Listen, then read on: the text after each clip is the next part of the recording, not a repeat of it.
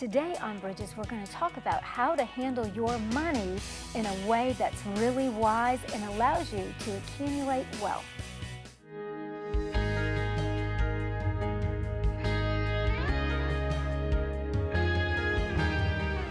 Welcome to Bridges. I'm Monica Schmelter. I'm so glad that you could join us today. Today on Bridges, we're going to be talking about money. And my guest today, who is also an author, says really that becoming a millionaire is just a product of math. And so we want to open up that conversation and find out how we can all do better with our finances. My guest today's name is Tony Bradshaw. And Tony, good to have you on Bridges today. Yeah, thanks for having me on. So the name of the book first struck me. So let's start there. The Millionaire Choice. Millionaire or not, you can choose. And my first thought was, well, I don't know, like if being a millionaire is like something that could happen to everybody. Yeah, and so I think that's why I chose that story is because, you know, growing up, I grew up in a low-income family in East Nashville, here in Nashville, Tennessee, and I was following in my parents' footsteps, you know, bad financial management. At age 25, I just had my wake-up call, and the way I did that is I, you know, gone to college, done what we were supposed to do, and then got out, got my W-2. And realized I made $39,000, which at the time was probably about 6 times more money than I'd ever seen in my life. And it just shocked me because I had about $500 in the bank account and about $16,000 in debt. And I'm like, that's not working for me. Yeah. You know, I can never do that again. Like I can never make that repeat that mistake again. And that was where I kind of started my journey. And it was about 90 days. I started studying money at that point, and really what I call a financial awakening. And it was about after 90 days that I poked my head up after this, you know, reading everything I could about money, magazines.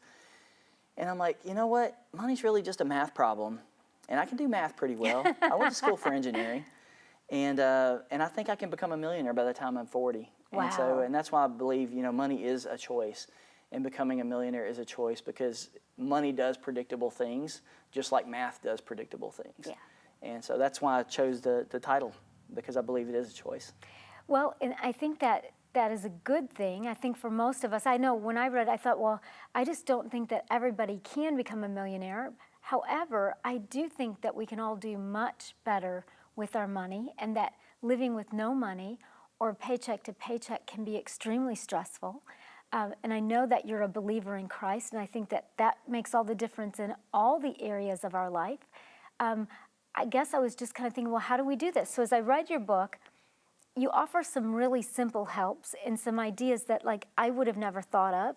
One of the things, like when you bring up the W-2 that you looked at, showing how much you made, I have over the years said to my husband so many times, you know, if we would have thought when we got married that we would be making this much money, we would have thought that we'd be rich, and yet we had debt.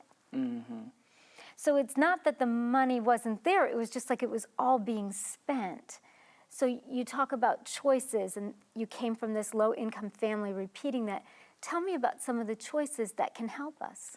Yeah, so just to reiterate what you were talking about family, we had our power cut off, and so I lived through that. You know, our water was cut off. My dad would go out. As a kid? As a kid, yeah. And my dad would go out, and this was just part of life, right? And, you know, my dad would get home from work.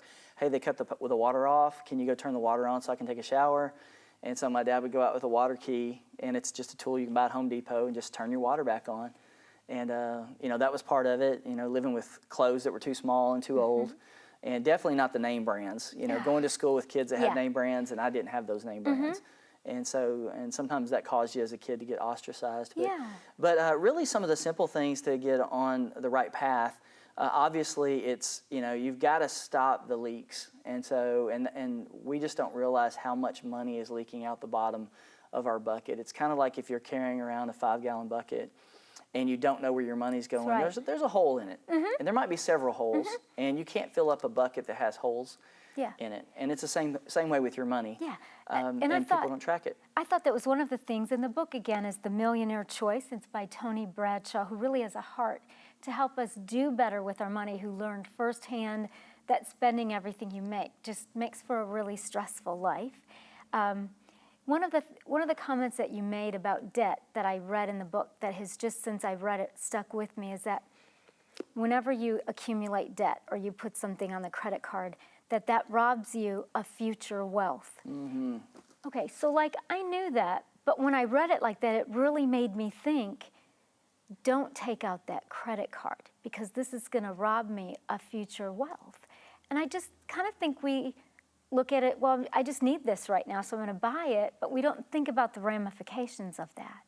Yeah, absolutely. And I think that's because we're a society that operates like in the now, which is what I want today or what I need today.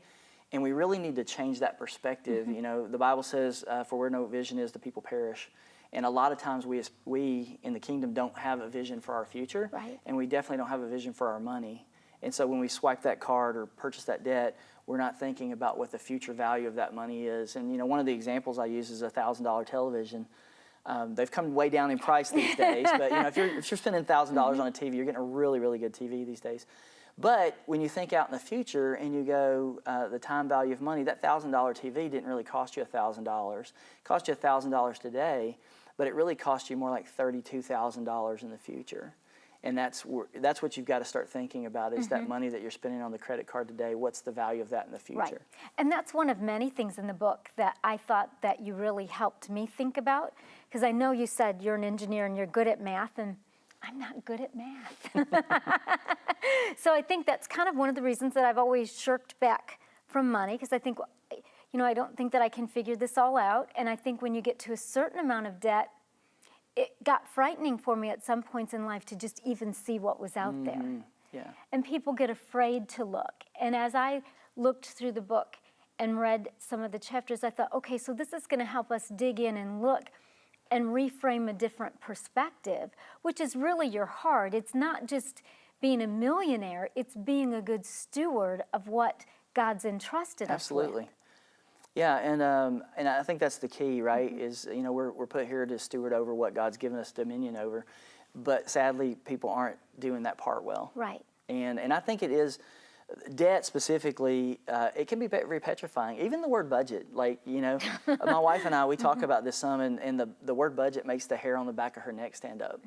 And so it can be very intimidating. Retirement's another one of those words that, you know, when you're young, you don't care about it because it's way out in the future. And when you're older, it scares you to death because you didn't prepare for it like you should have. Right, right. And then people say, well, if you didn't prepare for it sooner, then it's just too late. But really, as I read your book, I thought, well, maybe it's not. Maybe wherever we are, we start and we could do better. Yes, exactly. And I think that's the key is to wherever you are, get started. And then when you have the right plan, you can get the right result. And so no matter what age you start at or where you're stuck, whatever your debt is or however much money you've got put in retirement, there's a formula that it all works together. And the big piece is to go, where do I want to end up? So what do I have to do today to end up in that place in the future that I want to be? So. And so are you surprised at what you've learned, like since age 25 to where you are now? You know, at 25 when you had kind of that, oh my goodness, this is not going to work for the rest of my life. Are you surprised? I think so. You know, because I was 25, I was a young guy, you know, 90 days. And so it's kind of like the thing goes, how do you go from being a guy who's doing bad financial habits, coming from a family that's broke, to thinking you can be a millionaire and build wealth? Like, that's a big transformation. Yeah. And not everybody can make that jump real easily. I was just very fortunate. But yeah, my initial plan didn't work out exactly like I thought it would. And so I didn't have a wife figured into the equation. And, you know, when I got married, she brought in $20,000 in debt. I was able to pay all my debt off very quickly within about 18 months. But then I inherited this new debt. And then I didn't plan on having 6 children. And so that kind of threw a couple wrinkles in the plan. Yeah. But we were still able to hit the goal. And the reality is to go, hey, I have a plan and it's pushing me in the right direction. And I think that's the key, is to go, I'm headed in the right direction. Yes. Things may change a little bit, but I'm no longer making the same bad financial mistakes that my family made or that I've made. Right, and it's about breaking that cycle and that expectation. And I think that if we don't have a plan for anything, all of us are going to have things that we didn't plan on or that don't happen the way that we think in life. But if there's no plan, we're much worse off than even if there was a plan that we couldn't quite stick to. Yeah, you're just going to get lost. And the way I think the simplest way to look at that is to go, hey, if I want to go on vacation and I want to leave Nashville, Tennessee, and I want to go out west and I have no map, well, Exactly. There's not a real good chance you're going to end up where you really wanted to end No. up. And so, and you're going to get lost, and Right. you're going to, some night you're going to run out of gas on some dark road, and you're going, I don't really want to be in this place. Exactly. Which you could equate to, you know, a big debt. You know, people that get into trouble and have to file bankruptcy or whatever their financial situation is, and it's just because they didn't have a plan that kind of took care of some of those things for them. Right, and sometimes it's just because we don't know what we should be planning on. So the book, again, is called The Millionaire Choice, and it's written by Tony Bradshaw. And in this book, he shares his own story of growing up in a low-income family and just having things like electricity, utilities being cut off and having to respond to that, and how that affected him as an adult, and how he's used those lessons to teach him how to accumulate wealth. And so we've got to take a break in another minute or so, but you know, when we use the word millionaire and wealth, some people just think like, but Tony, that's really bad. Isn't it bad to want money? Yeah, and I think that's, you know, honestly, one of the things that I'm hoping to dispel. You know, looking through the Bible, thinking about those things, and these are something that pops up. You know, I've got a title called The Millionaire Choice. Yeah. Well, for the church market or people in faith, sometimes that's a word that's kind of like very off-putting. But the reality is, the Bible's filled with people that were wealthy. Yes. The founding fathers, Abraham, Isaac, and Jacob. Yes. Job. Yes. I mean, it's the whole Bible is filled with people that are wealthy. And so I think as Christians and believers, we get kind of hung up on that a little bit. But I think there's really two views today that people have that I think are wrong, that I think people should change. Is one, I can never be wealthy. That's a mindset that we grow up with, and it's kind of ingrained in us, and we need to break through that. The other one is wealth is bad. Yeah. And I think both of those are really lies or deceptions. And so I really hope that, you know, this book can help people break through that to go, you know, it's not wrong to be wealthy if you do the right things with your money. That's right. And when we obey God, we're going to do the right things with our Yes, money. absolutely. And it's certainly better to have some money than not. Yes. Yeah, because that's hard life. We've got to take a break. We want you to stay with us. When we come back, we're going to continue to talk about the millionaire choice and how we can break free of debt and do better in our finances. You can purchase a copy of today's show for $15. Call us at 615-754-0039 or send a check to the address on the screen. Please mention the program number on the screen. For more information on a guest, visit our website, ctntv.org.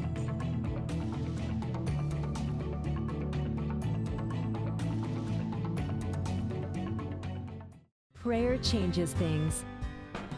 If you need prayer, write to the address on the screen. Call 615-754-0039 or email prayer@ctntv.org.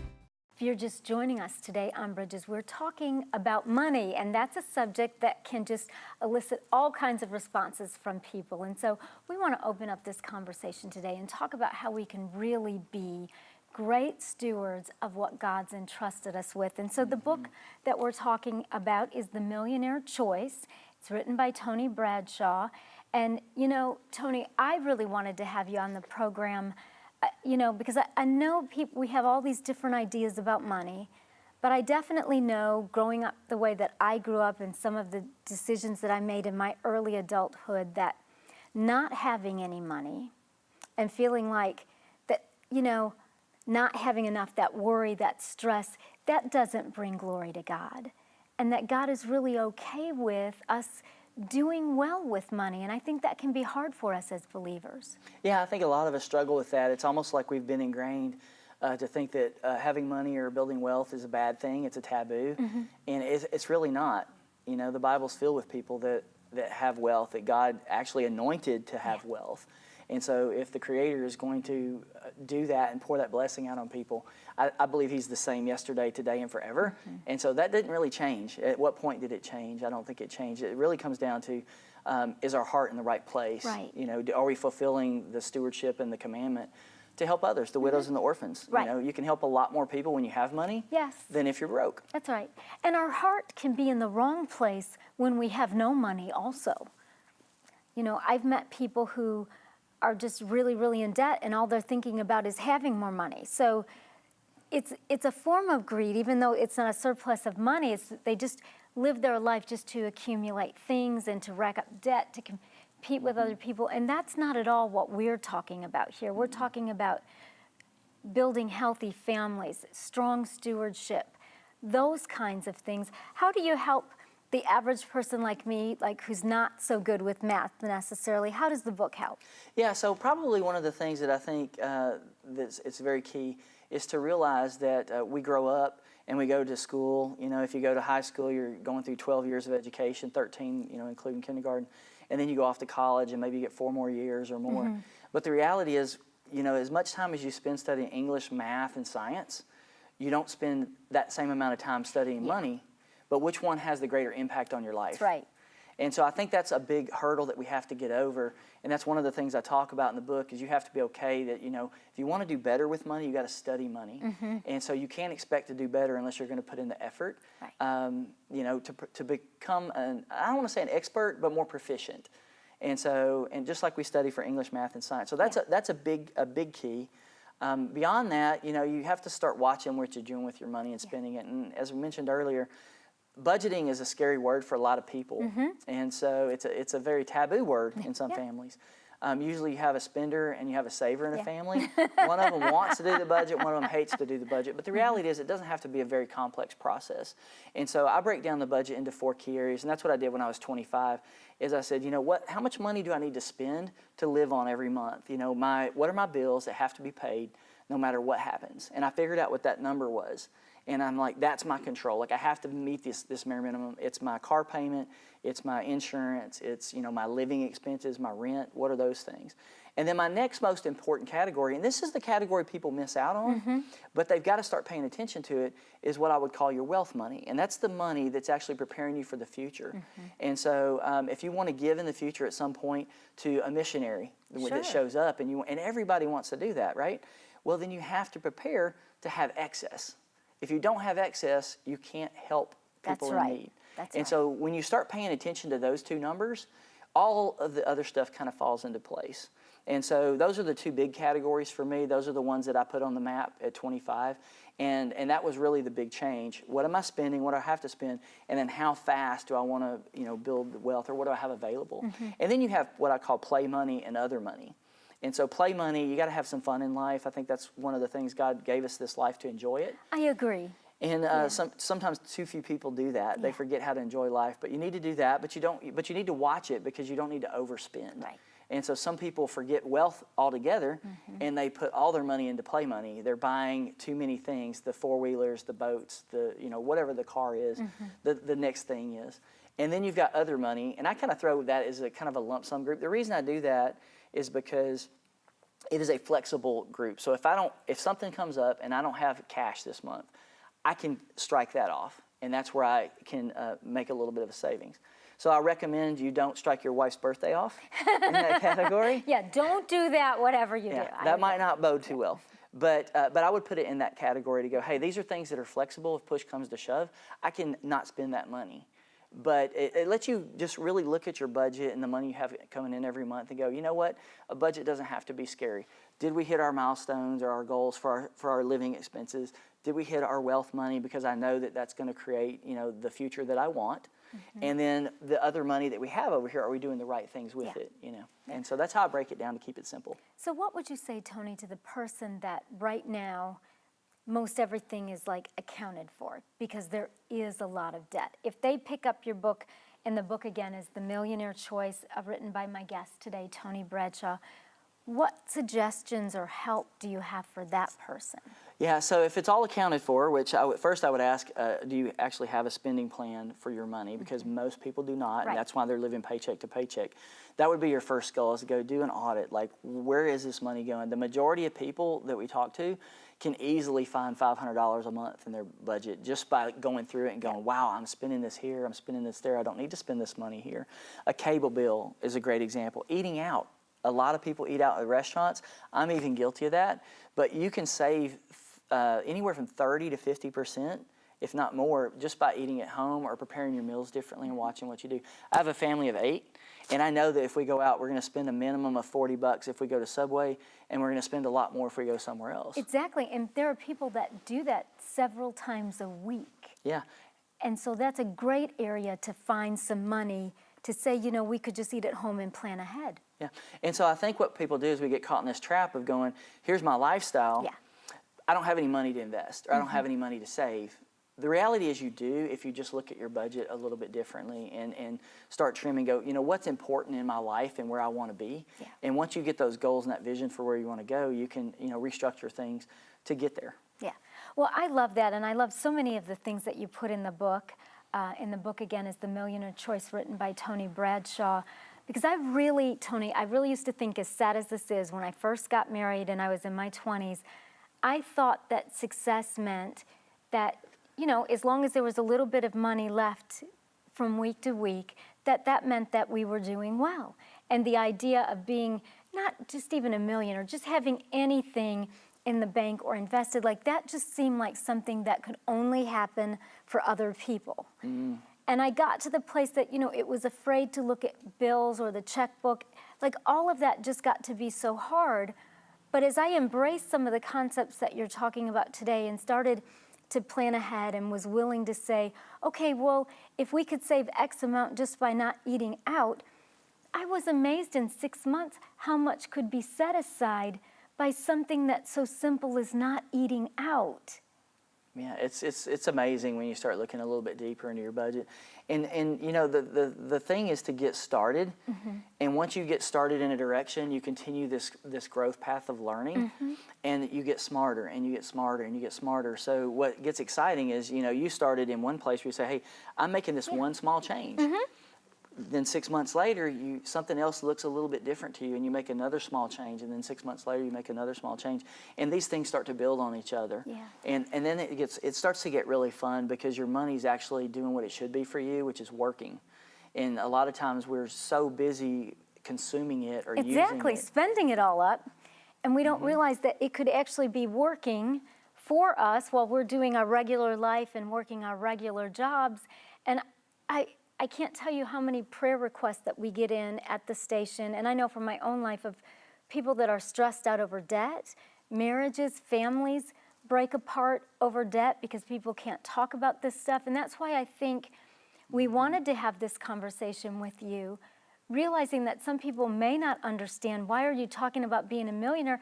We're talking about being a good steward, being happy and having a healthy financial life so that we can sow into the kingdom and live lives, you know, that bring glory to God. Yeah. And here's the reality. God didn't put us here to be miserable. Right. He didn't put us here to live through stress in our marriages over money. No. That's not His plan. It's just not His plan. And if you're living that way, then you're not really living probably according to God's plan. Right. And God's not a God of distress and all those kind of things. He's a God of blessing. Yeah. And that's really what this is about when you talk about stewardship. It's not about, you know, acquiring wealth or seeking wealth or anything. It's really going, hey, these are principles. Just like we have, you know, I want to talk a little science here. Mm-hmm. We have a law of gravity. Yeah. The world just works that way. It does. Mm-hmm. And money is the same way. It's no different. There are laws of money. And when you learn those laws, things just happen naturally. And the spiritual law is the same thing. If you do certain things, you live out a fruitful spiritual life, you're going to get a result. And I think that's the good stewardship you're talking about, not just about our physical lives, but, you know, our physical, our spiritual, our financial, like all these things work together. And unfortunately, a lot of us are, you know, I guess living on a flat wheel. Yeah. And so we're only getting a couple of our pieces of our life right, and we're not kind of rounding out that wheel so that we get a smooth ride. Right, so that we could enjoy the full benefits that God intended instead Absolutely. of just getting by. We've got less than 60 seconds left. Is there one last thing you might like to share? I think just encouraging people that there's a brighter future ahead. And so, you know, as I've gotten into this money stuff, and I've been in it for a long time, the sad thing is the statistics were 75% of people were living paycheck to paycheck. That's an old statistic, you know, 20 years old. The sad thing today, it's the same statistic. 75% of people are still living paycheck to paycheck. I believe there are a lot of good people doing a lot of good work out there, but we really individually can't, like, change the world. but together we can. Yes. And so I'm not in this mission on my own. I'm in this mission to go, hey, here's a direction we should go, and I would love to inspire people to come along on that journey with me, to go, who in my circle, 75% of the people you meet today are living paycheck to paycheck. Who can you influence in your own family, in your own work circles, just whoever it is you meet, that to realize that they're in those struggles, and how can you inspire them and impact their lives going forward, make a difference. Yeah, it's so wonderful. Thank you for coming and being here today. Thank you for having me on. We want you to stay with us. When we come back in just a moment, we'll wrap things up here today on Bridges. Log on to www.ctntv.org, where you can make a prayer request, view our program guide, see who's on Bridges, or even watch one of Monica's latest teachings. Log on to www.ctntv.org. Don't give in. God's word says you're an overcomer. If you hadn't done blah, blah, blah, this wouldn't have happened. And let me say this to you. If you think that you are in a mess of your own making, you are still an overcomer. When that temptation comes, you want to make sure that you are dressed for battle. Therefore, put on every piece of God's armor so you will be able to resist the enemy in the time of evil. It takes training. It takes discipline. And so when you're fighting that good fight of the faith, you take your story, whatever it is, and you saturate it in faith, and you fight for it. Visit monicaschmelter.com to schedule Monica to speak at your next event.